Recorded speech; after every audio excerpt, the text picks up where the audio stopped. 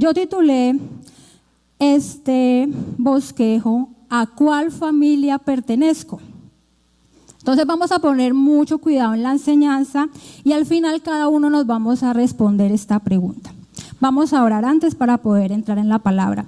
Padre, te damos gracias, Señor. Gracias por darme el privilegio de poder enseñar tu palabra, Dios. Gracias por cada una de las personas que están aquí presentes, porque si están en este lugar es porque tú quieres hablarles en esta mañana. Hoy entregamos esta palabra, Señor, para que seas tú tomando control de mi boca, de cada gesto, de cada emoción, de mi voluntad, Señor, que sea tu presencia ministrando este lugar, que seas tú hablando al corazón de ellos como has hablado al mío, así que en tus manos la dejo, Señor. Haz lo que tú tengas que hacer, en el nombre de Jesús, amén. Bueno, la canción que escuchamos de último dice en el coro, amamos tu presencia. ¿Cuántos aman la presencia de Dios? ¿En serio? Bueno, entonces vamos a mirar y a lo largo del bosquejo nos vamos a dar cuenta si realmente la amamos o no. Primero, ¿qué es la presencia de Dios? Podemos tal vez verla desde dos perspectivas. Una es la omnipresencia de Dios, la otra es la presencia manifiesta de Dios, que son dos cosas muy diferentes. A veces unos gozan de una, otros gozan de la otra y realmente todos gozamos de una, a veces otros de otra y todos de las dos, algunos de las dos. Vamos a ver qué es. Entonces la omnipresencia de Dios es tener conciencia y certeza de que Dios está en todo lugar, que Dios está aquí en esta mañana, está en todas las iglesias cristianas, están en todas las iglesias no cristianas, están en todas partes, Dios está en todas partes porque Él es omnipresente. Entonces, que eso no nos quede duda. Pero, ¿qué es la presencia manifiesta de Dios? Es tener la convicción y la certeza en el corazón de que Él está con nosotros, de que sus ojos están sobre nosotros, de que Él está ahí y por tanto tengo que honrar y respetarlo con mi comportamiento y con mi forma de ser. Y por ende, como consecuencia, Él siempre nos va a bendecir. Esa es la presencia manifestada de Dios por medio del Espíritu Santo. Son dos cosas muy diferentes. Pero esta mañana vamos a hablar es de la presencia de Dios. Entonces, cuando hablamos de la presencia de Dios, de repente nos imaginamos muchas cosas. Entonces, si alguien nos dice, es que yo sentí la presencia de Dios. Entonces, muchos pueden pensar, sí, o nos pueden decir, es que yo sentí un gozo en el corazón, o sentí una paz tan grande. Otros pueden decir, no, yo lloré, me quebranté, fue tan hermoso, ese llanto me liberó. Otros pueden decir, temblé demasiado, sentí frío, calor, lloré. Bueno, mil formas para expresar, es para sentir la presencia de Dios por nuestras emociones y sensaciones. Y podemos decir que sí, es válido, de repente esas cosas podemos experimentarlas, pero la palabra de Dios nos enseña otra cosa, ¿cierto? Nos enseña las manifestaciones de la presencia de Dios y es aquella que Dios derrama constantemente sobre quienes lo aman, sobre quienes le obedecen y sobre quienes le temen. Solamente sobre estos tres. Aquel que ama a Dios, por ende, le obedece porque lo ama, no quiere desagradarlo, y también le teme, lo honra y le tiene gran reverencia, ¿cierto? Entonces, esas tres, cuando tengamos estas tres, podemos estar seguros que la presencia de Dios está sobre nuestras vidas. Y Él siempre va a estar ahí con nosotros, protegiéndonos y cuidándonos. ¿Por qué? Porque se lo hemos permitido. Entonces vamos a ver Éxodo 33, del 15 al 16, de uno de los tantos hombres de Dios que tenía clara que era la presencia de Dios. Entonces yo voy a leer la versión Dios habla hoy y dice, pero Moisés le respondió, con quien hablaba con Dios, si tú mismo no vas a acompañarnos, no nos hagas salir de este lugar, porque tú no nos acompañas. ¿De qué otra manera podrá saberse que tu pueblo y yo contamos con tu favor? Solo así tu pueblo y yo podremos distinguirnos de los otros pueblos de la tierra. Cuando yo leía este pasaje me recordó Cuando nosotros viajamos con mi familia, a veces vamos a lugares muy lejos, culturas diferentes, no sabemos qué pueda pasar. Y con mis hijas, a veces mi esposo es muy acelerado y compra las cosas porque están en promoción y Bruno las compró. Cuando me dicen, no, que nos vamos para tal parte, yo empiezo a sufrir, ¿por qué no oro antes? Entonces le digo yo a mis hijas, pero más a la mayor, bueno, vamos a orar. Y siempre leemos esto, lo oramos, le decimos, Señor, si es tu voluntad y si tú vas a estar con nosotros, llévanos allá. Si no vas a estar con nosotros, no nos lleves, pero por nada, pon obstáculos, que pase algo, pero no permitas que vayamos. Y siempre oramos así por semanas, tal vez por meses, porque mi esposo compra como por meses, muchos meses anticipados los viajes porque salen más económicos. Y oramos así, y en los viajes hemos podido ver tanto, pero tanto el cuidado de Dios. Con decirle que una vez el bus estaba pasando, porque fuimos a una parte y ahí nos fuimos a hacer un tour. Y ese tour se metió por donde no debía, y era como las 2 de la mañana. No les voy a mentir, estuvimos a esto de caer a un abismo y matarnos todos. ¿Y qué fue lo que evitó esto? Que Dios despertó a mi esposo. Y él se dio cuenta como algo reactivo, como si alguien le hubiera dicho, párese y mire para atrás. Y enseguida miró para atrás y el bus, la llanta estaba casi en la nada. Y él pegó el grito y todos se despertaron. Uno dice, realmente lo importante que es ser consciente de la presencia de Dios, de tenerlo ahí, de contar con Él, de que Él siempre, si lo tenemos en cuenta, Él va a estar con nosotros cuidándonos. Como dice la última parte del versículo, ¿qué nos distingue a nosotros de los demás? ¿Qué nos distingue los creyentes, los cristianos de los no creyentes? Ahí lo dice, la presencia de Dios.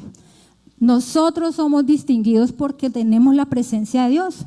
El incrédulo no la tiene. La persona aquella del mundo no la tiene, pero nosotros sí.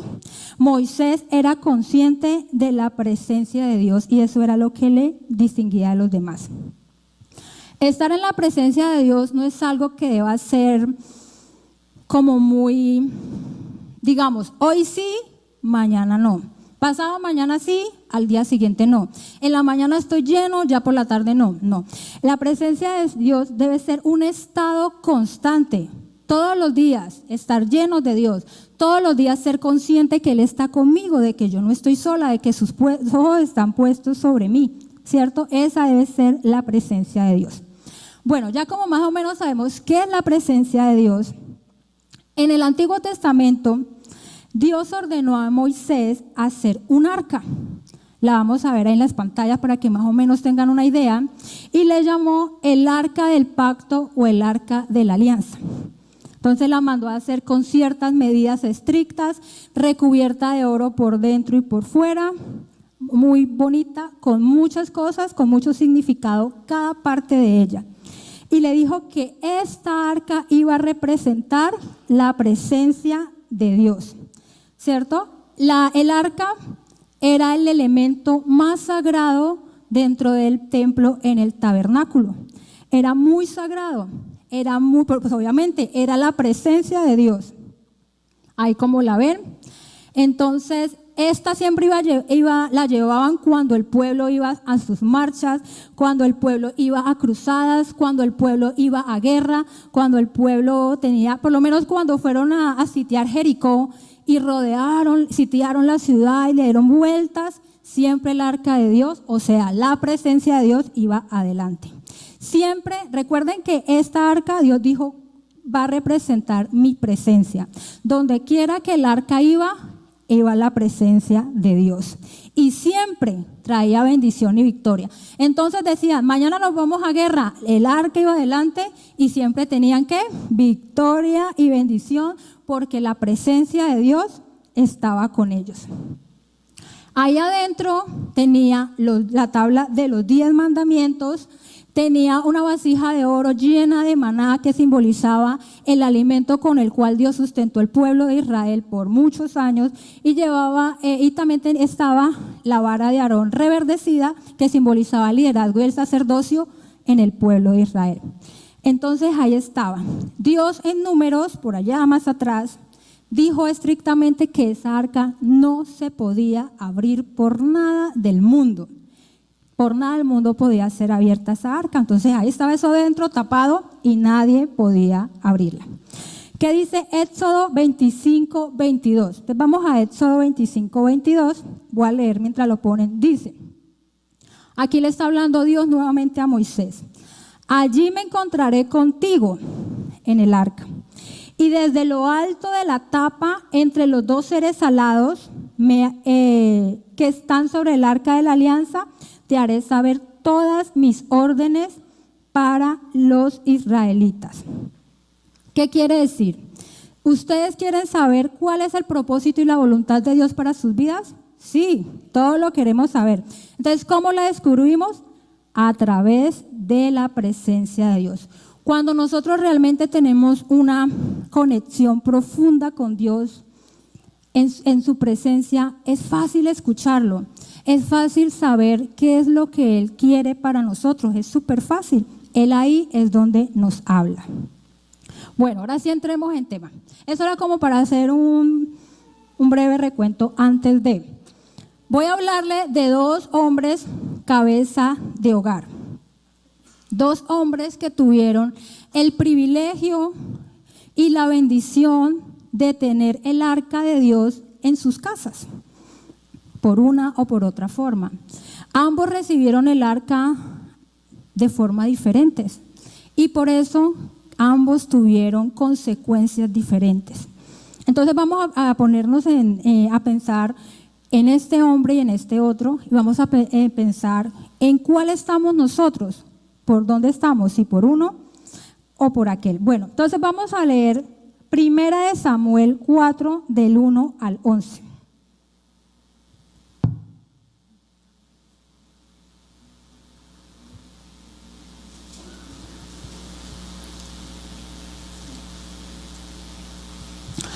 Primera de Samuel 4, del 1 al 11 dice: Por aquel entonces se juntaron los filisteos para luchar contra Israel, por lo cual salieron los israelitas a hacer frente a los filisteos y acamparon junto a Ebenezer. Los filisteos establecieron su campamento en Afec, desplegándose para atacar a los israelitas, y al establecer la lucha, los filisteos vencieron a los israelitas y mataron a 4,000 de sus hombres en el campo de batalla. Cuando el ejército israelita volvió al campamento, los ancianos de Israel dijeron: ¿Por qué permitió Dios hoy el Señor que nos derrotaran los filisteos? Vamos a traernos de Silo el arca del pacto del Señor, para que Él marche en medio de nosotros y nos libre de sus enemigos, de nuestros enemigos.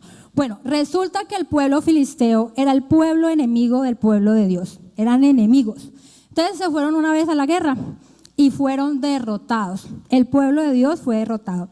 ¿Y murieron cuántos hombres? 4,000 de sus hombres. O sea, murió muchísima gente.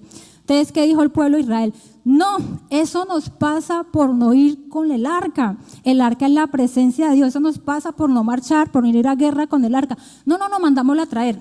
Entonces la mandaron a traer. Dice el versículo 4. Por consiguiente, los israelitas enviaron a Silo y trajeron de allá el arca del pacto del Señor Todopoderoso, que tiene su trono sobre los querubines. Ofni y Fines, los dos hijos de Eli, acompañaron también al arca del pacto de Dios. Y ocurrió que al llegar al campamento, el arca del pacto del Señor, los israelitas gritaron con tanta alegría que hasta retumbó la tierra. Entonces, claro, llevaron el arca del pacto a la guerra, y al ver todos que llegó la presencia de Dios, ¿cómo se pusieron felices? Gritaron, estaban emocionados. Llegó la presencia de Dios, ahora sí vamos a ganar, ahora sí vamos a tener la victoria. Versículo 6. Cuando los filisteos escucharon aquel griterío, preguntaron: ¿por qué hay tanto alboroto en el campamento de los hebreos? Pero al saber que el arca del Señor había llegado al campamento, tuvieron miedo y dijeron: Dios ha llegado al campamento. Ay de nosotros, porque hasta ahora no había sido así. Ay de nosotros, ¿quién nos librará de caer en las manos de este Dios tan poderoso? Él es quien destruyó a los egipcios en el desierto y con toda clase de plagas. Ármense pues de valor, soldados filisteos, y luchen con ardor para que no lleguen a ser esclavos de los hebreos como ellos lo han sido de ustedes. El pueblo enemigo, los filisteos, cuando vieron que el pueblo de Israel tenía la presencia de Dios, se llenaron de miedo. Dijeron, no, ahora sí nos van a vencer porque llegó la presencia de Dios. Así que ármense y peleen y no se dejen ganar o serán ustedes esclavos de ellos. El versículo 10, entonces los filisteos atacaron y ¿qué cree uno? Estaban con la presencia de Dios, ¿cierto? Pero podían perder. Pero acá dice, entonces los filisteos atacaron y derrotaron a los israelitas, los cuales huyeron a su campamento. La matanza que hicieron fue tremenda, pues en la infantería israelita cayeron 30,000 hombres. Entonces uno queda, pero ¿cómo así? Si iban con la presencia de Dios. Se supone que si uno está con la presencia de Dios va a tener victoria, va a ganar la guerra. Pero dice acá que perdieron.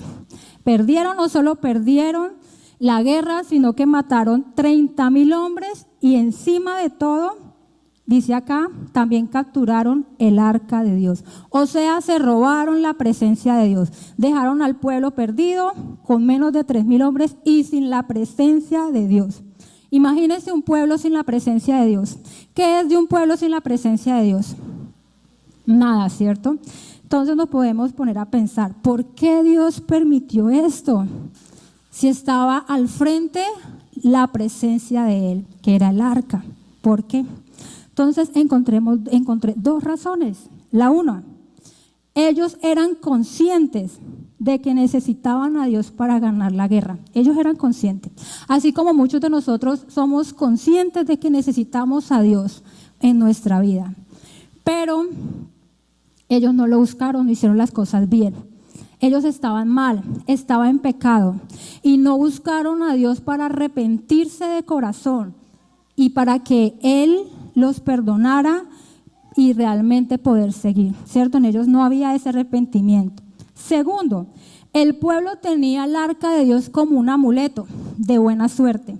El pueblo se ha vuelto supersticioso, entonces dijeron, no, nos va mal, traigamos el arca y vamos a ganar. No, qué tal cosa, ya lo tenían como que algo de la buena suerte, mas no tenían como esa claridad de la importancia y el significado que era esa arca.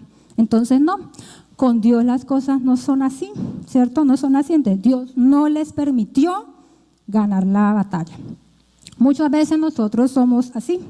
Tenemos un problema grande y buscamos 1000 cosas para solucionar el problema, pero no lo solucionamos, no vemos la salida. ¿Por qué? Porque es que la clave de todo está en buscar realmente a Dios de corazón, con el corazón. Porque muchas veces creemos buscarlo, pero no es así.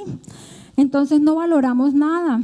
Vamos a leer la Biblia y qué pereza, y la leemos de vez en cuando y como por salir del paso, como porque, ay, si una vez el pastor dijo que no, que puede ser un cristiano realmente si no leemos la Biblia. Antes leamos cualquier cosa, hacemos el devocional por cumplir, venimos acá por agüero, porque es que si no voy a la iglesia me va a ir mal, como el pueblo decía del arca. No, traigamos el arca para que nos vaya bien. Entonces vamos a los semilleros por obligación, por compromiso, y así nos la pasamos como que no nos gusta mucho la cosa, pero ahí la hacemos. Igual que el pueblo de Dios. Intentamos 1000 cosas, pero descuidamos lo más importante, que era la presencia de Dios. Bueno, en Samuel 5, voy a contarles para no leer porque es bastante extenso. Vamos a ver qué pasó después de que el arca de Dios fue robada. Resulta que el pueblo enemigo se robó el arca. El arca fue construida para el pueblo de Dios, no para el pueblo enemigo. Entonces los filisteos dijeron, no, metamos el arca en el templo. Y en el templo ellos tenían un dios que se llamaba Dagón. Y cuando la pusieron ahí, el dios de ellos se cayó. Lo levantaron, al otro día fueron y el dios de ellos despedazado. Entonces ya empezaron como a asustarse. Al otro día amanecieron todos llenos de tumores. Entonces dijeron, no, esta cosa es como rara, todos con tumores. Entonces dijo uno de ellos, no, llévenlo a tal pueblo. Y el arca se la llevaban para tal pueblo y en ese pueblo todos se llenaban de tumores. Decían, no, llevémonos el arca para el otro pueblo y se la llevaban para el otro pueblo y todos se llenaban de tumores.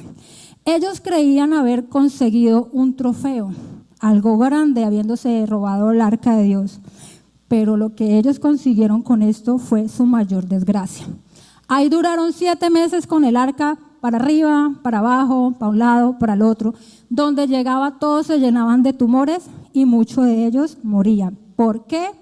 Porque el arca de Dios, la presencia de Dios es para nosotros, para sus hijos, para quienes realmente lo amamos, para quienes somos conscientes de su presencia. El arca de Dios no fue hecho para incrédulos, la presencia de Dios no.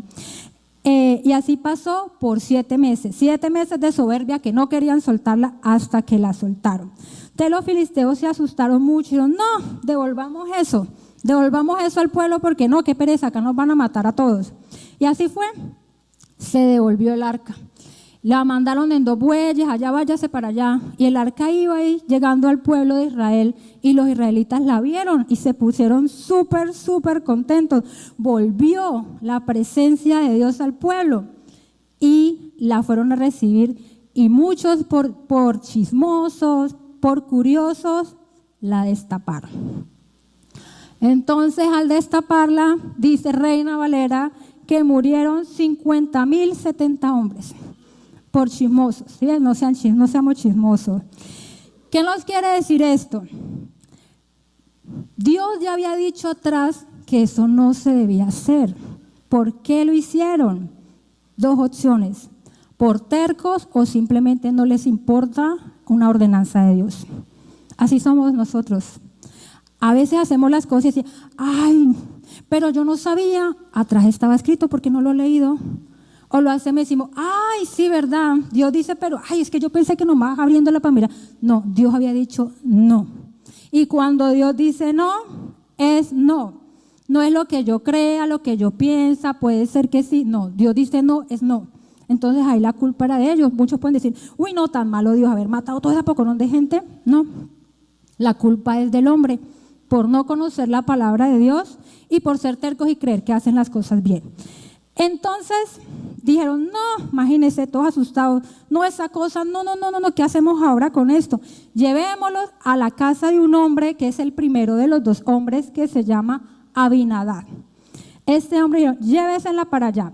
Entonces, 1 Samuel 7, del 1 al 2 dice, fueron entonces los habitantes de Kiriat Jearim y se llevaron el arca del Señor y lo metieron a la casa de Abinadab. Entonces recordemos este nombre, Abinadab, el cual estaba en la colina, luego consagraron a su hijo Eleazar para que lo cuidara.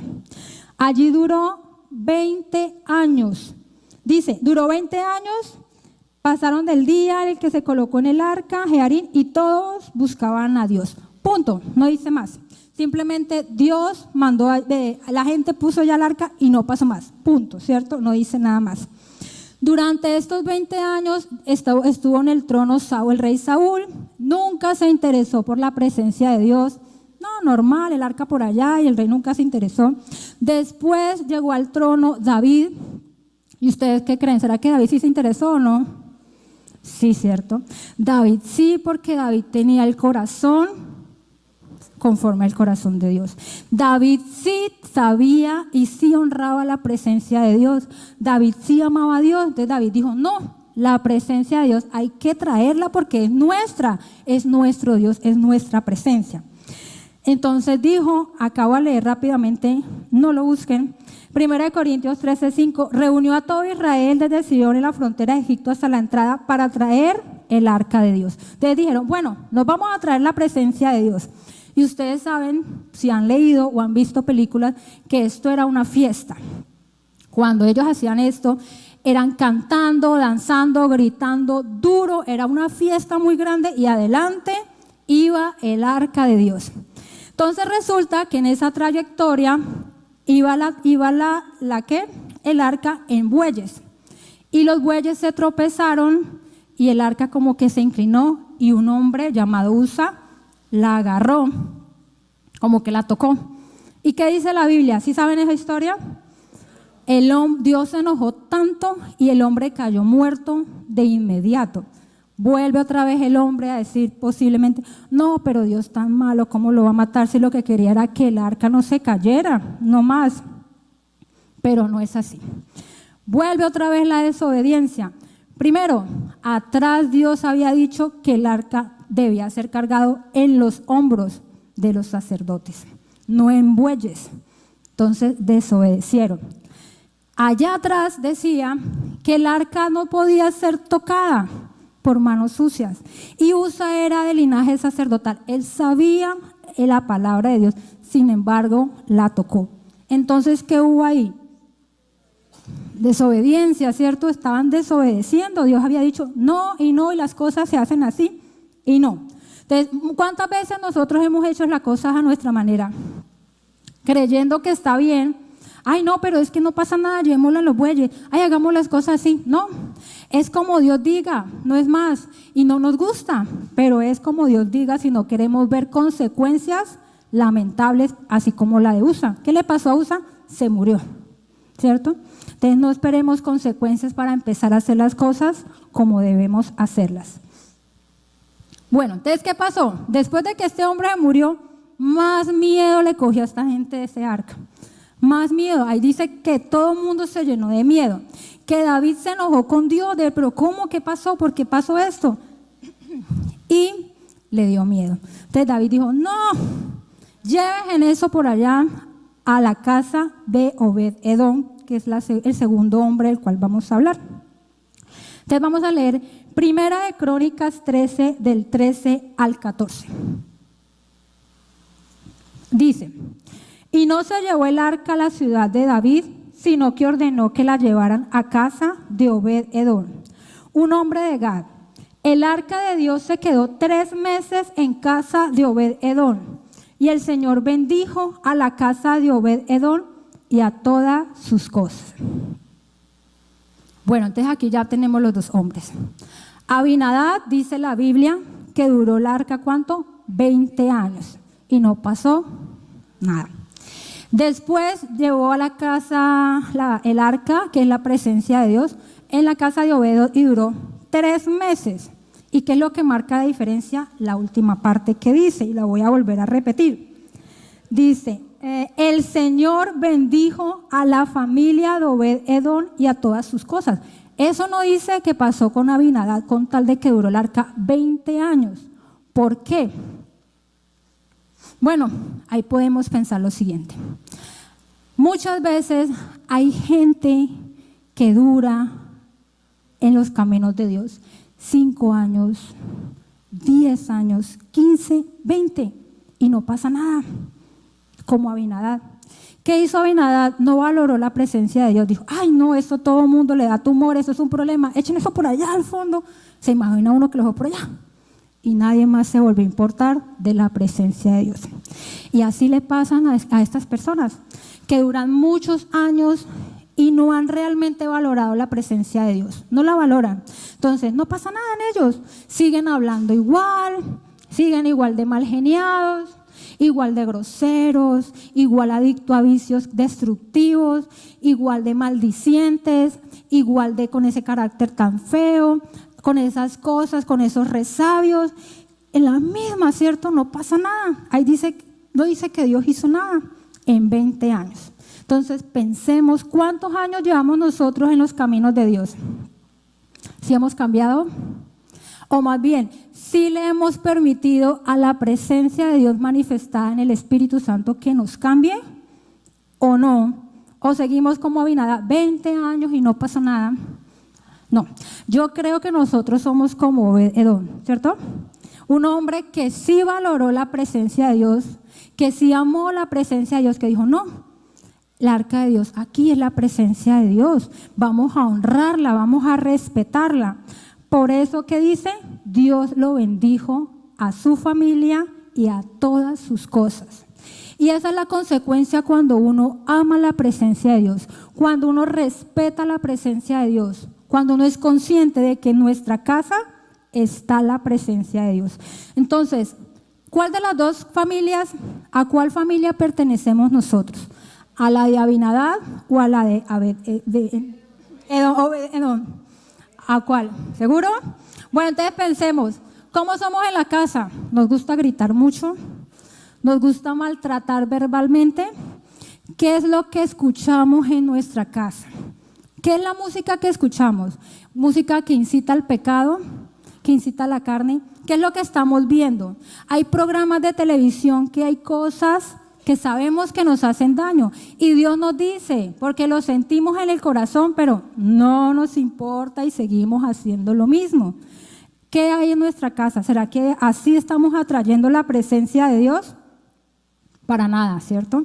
O por el contrario, como en la casa de Abed-nego, Edom, que en nuestra casa hay paz, tranquilidad, no se permiten gritos, no se permiten peleas, que todos hablamos bien, que nos sabemos tratar, que llamamos la presencia de Dios con nuestro comportamiento, que hay alabanzas, que buscamos a Dios, que hay un tiempo para buscarlo. Así es.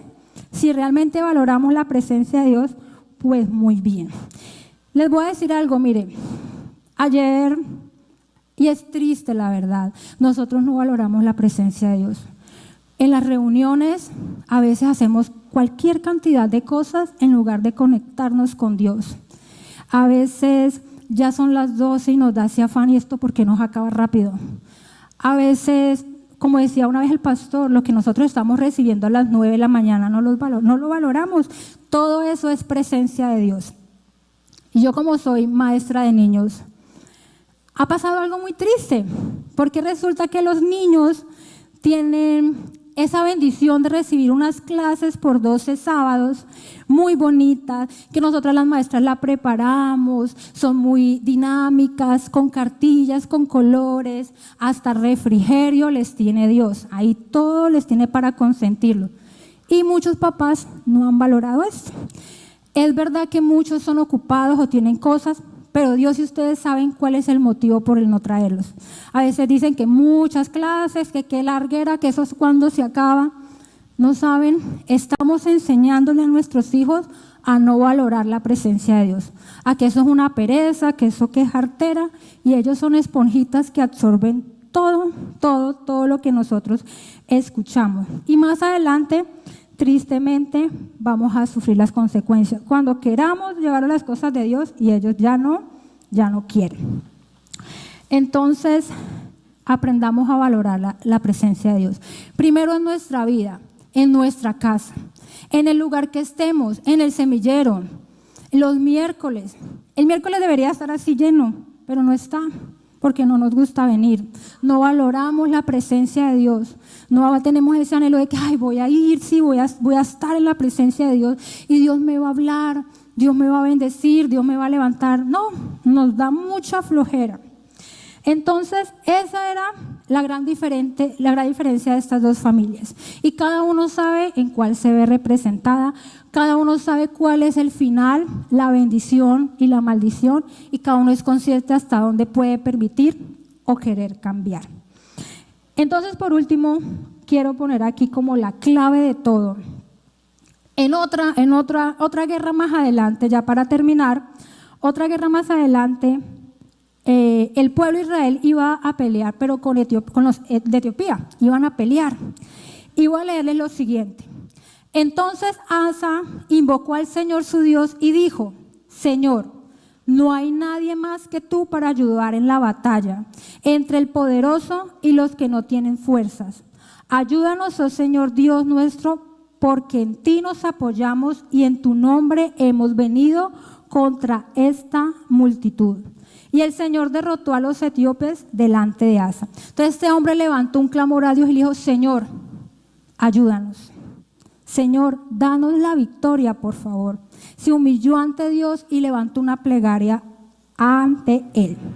Y mire, pasaba el tiempo, dése cuenta cómo afecta positiva o negativamente, en este caso positivamente, nuestra descendencia, el nosotros no valorar la presencia de Dios.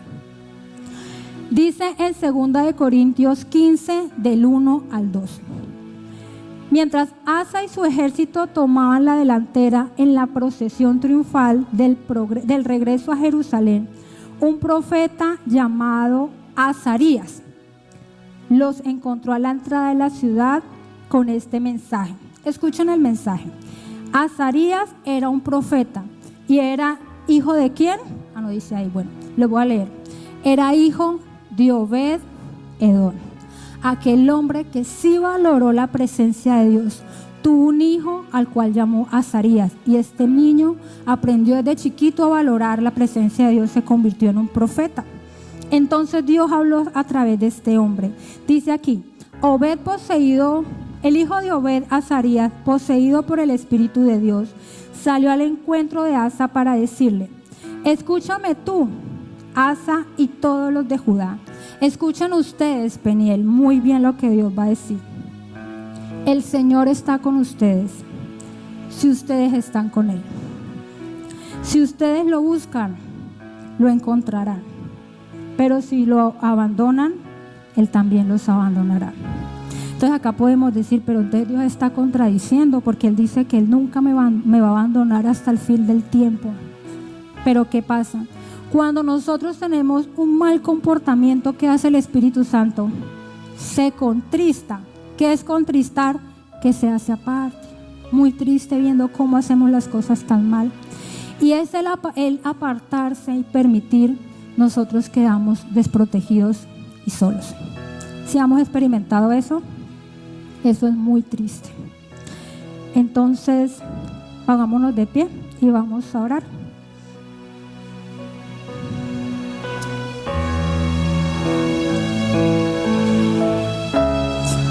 Padre, te damos gracias, Señor.